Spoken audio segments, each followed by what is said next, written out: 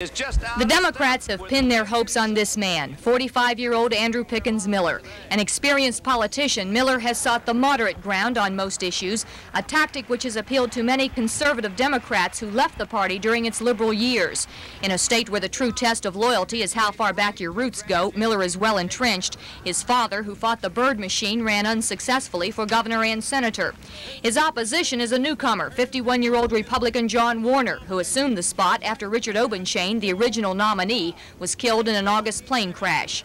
Despite repeated attempts to teach people that his roots are also in Virginia, the more conservative Warner is still viewed as an outsider, but one with a well-known wife, actress Elizabeth Taylor, who has added gusto to an otherwise ho-hum race.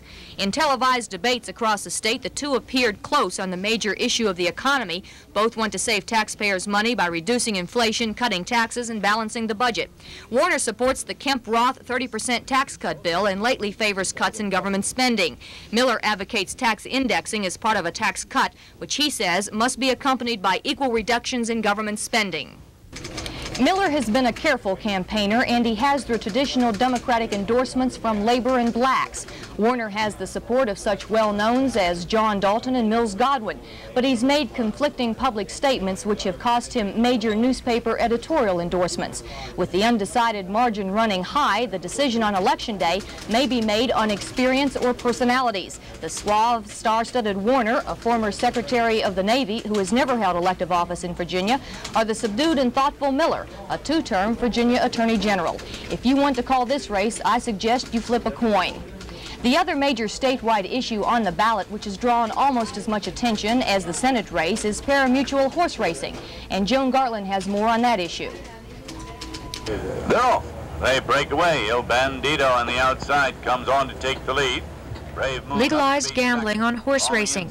Its proponents say it will provide badly needed tax dollars for the state and allow Virginia-bred horses to race in Virginia.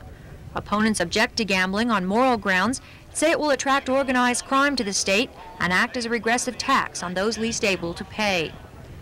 If passed, the horse racing referendum would open the door for the construction and operation of 2 racetracks in the state, one probably in Tidewater, another in Northern Virginia. However, none could be built without the approval of voters in the proposed localities.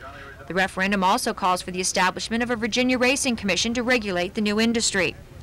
The state would receive a 5% cut of the action at the tracks, which proponents say will result in additional state revenues of at least $25 million a year.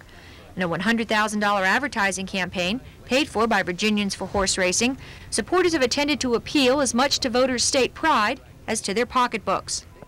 Secretariat never ran in Virginia, but this young fella can if you vote yes on Tuesday. The anti-betting forces have spent an estimated $150,000 on advertising. Opponents include former Governor Godwin and Lynchburg television evangelist Jerry Falwell, who has appeared in commercials against the referendum. This pari-mutuel betting is an attack on the home, upon the 10 Commandments, upon every wife and all the children of the state of Virginia. Polls conducted early last fall showed pari-mutuel horse race betting winning by a comfortable margin. But now both sides agree that some of the support has been eroded by last-minute anti-betting advertising, making the referendum too close to call. Joan Gartland, Area 10 Eyewitness News.